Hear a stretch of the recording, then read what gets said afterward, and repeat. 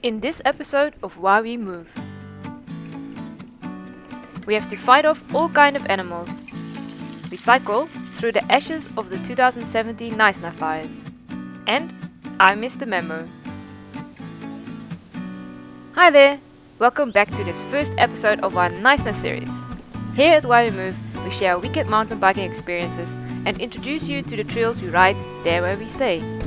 This episode is the first in a small series. A while ago, we went camping in the indigenous forest at Diepwalle, close to Knysna. From this base camp, we cycled multiple routes in the area, among which the trails in Homtini, part of the Garden Route National Park in South Africa.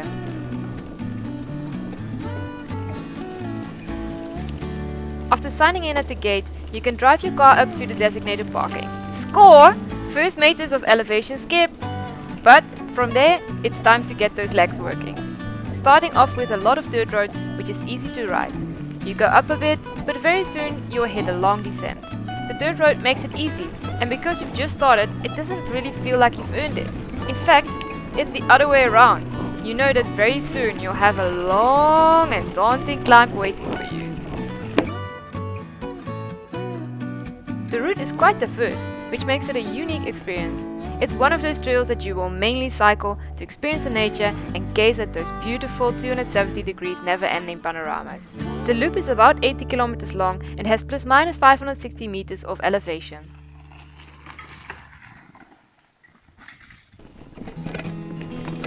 After this first descent you hit the start of some single track. And yes, that is my bike not entirely facing towards where it should be going. And that only after 2 meters of single track. But it's worth a small warning, because you suddenly go into dense, dark, moisty forest and you just can't see. And then it starts with slates of slippery rocks, like swap, before you know it, you'll be doing unforeseen 360s.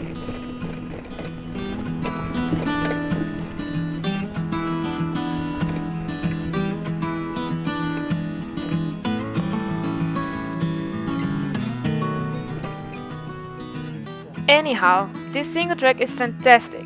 The indigenous forest was already working its magic, but now you're even more in it. An amazing experience.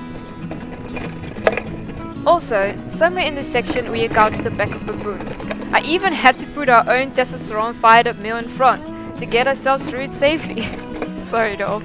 But hey, there was a lot of noise and some were showing their teeth. They probably didn't like it that we cycled through their midst, but with this dense forest there really is no way around, and we didn't feel like a stand-off match to see who would turn back first.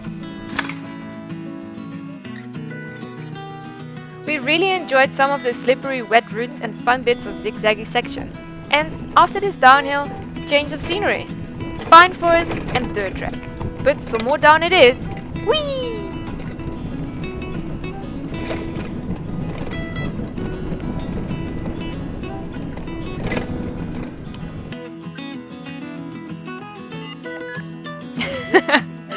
I'm okay with baboons guys, but spiders? Hell no! Dolph, go and cycle in front please, because if I have to clear all these cobwebs myself, then we're not getting anywhere today.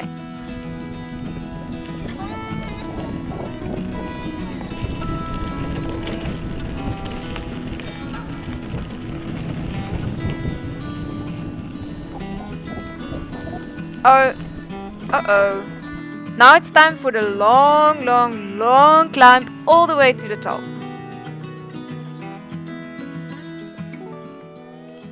Nikie, for how long have you been climbing so far? 2K. Go Nikie! You can do it! Hoop, hoop, hoop, hoop, hoop.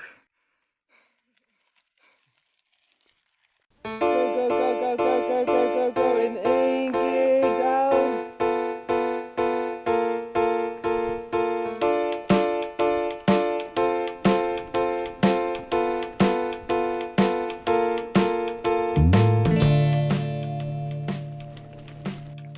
And there we are, at the top! Wow, the views are amazing! Since the next section is along the contour path, we can take it all in bit by bit, while slowly circling the mountain.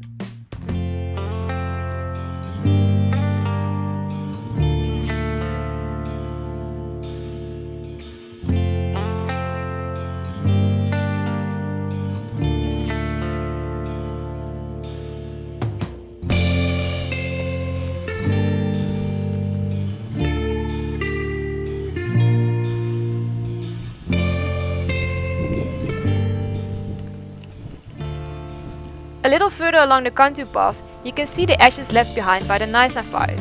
The Knysna fires were an after effect of the big Cape storm in 2017. Around 20 to 30 fires swept through and around Knysna and Plettenberg Bay. Over more than 600 houses were destroyed.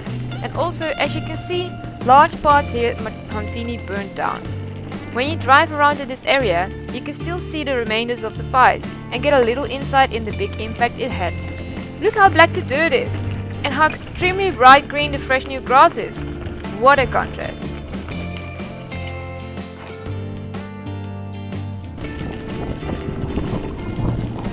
We just couldn't get enough from the breathtaking panoramas.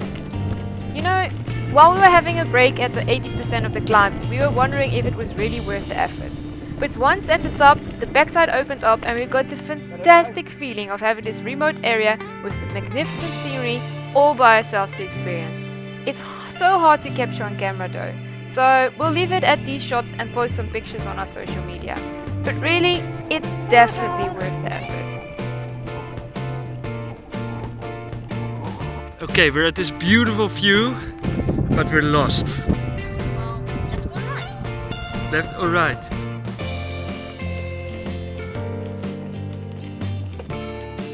And now the moment we have been waiting for the whole day, the return downhill. It's mostly single track, it goes back through a dense part of the forest and wow, the start is pretty steep.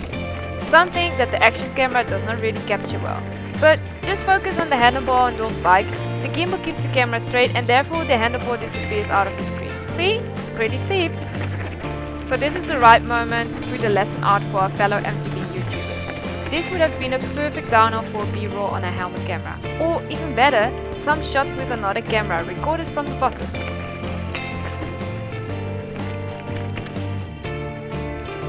This single track is really fast and fun, but it also has a tricky side to it, due to the lighting. You just come out of an exposed area with a bright blue sky and then suddenly you dive back into the dense forest. Since your eyes still haven't to get adjusted to the low light levels, there's a short moment where you literally can't see a thing, and that all the while you're racing down on a technical single track.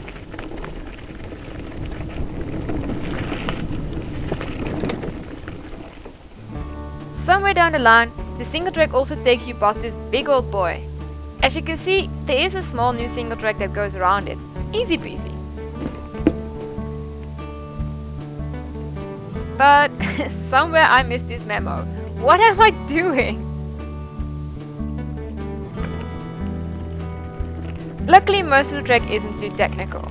And apparently this section of the trail is also used to go down on big scooters. One of those arranged outdoor activities you can do. But I have to say it does take some of the excitement out of the downhill because every obstacle is just made a little easier. On the other hand, it would also be really fun to try this on a scooter. Oh, and for the Dutchies out there, a scooter is a step and it's not a scooter as we know it.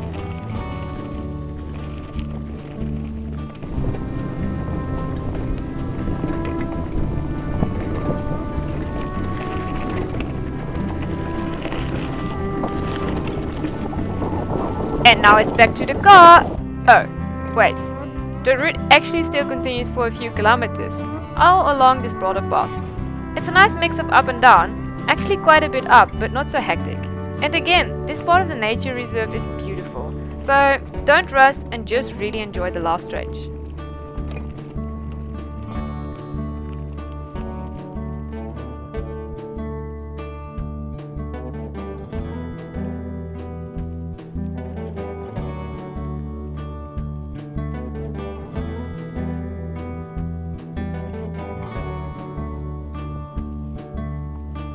Because yes, before you know it, it's over. That's it. We're back at the cars. We're done for today. Oh, and bonus kudos for me, because only the next day I noticed that I did the entire route with a clamping rear brake. Whoop whoop whoopity whoop! So, recap of the day. How was the ride? Dolph? How was your ride? Okay. Okay, well, I've got more to say. It felt like I was riding a fat bike with a flat back tire when I rode up, and downhill like a sledge without any steering. But it was a good view and a fun downhill. But that's it. We hope you liked it. If you did, please click like. And if you haven't already, also subscribe. The next movie will be the next in line from the Knysna series, Harkerville. This is definitely our favorite route out of these small series, so make sure you don't miss it. But for now, get up and get out.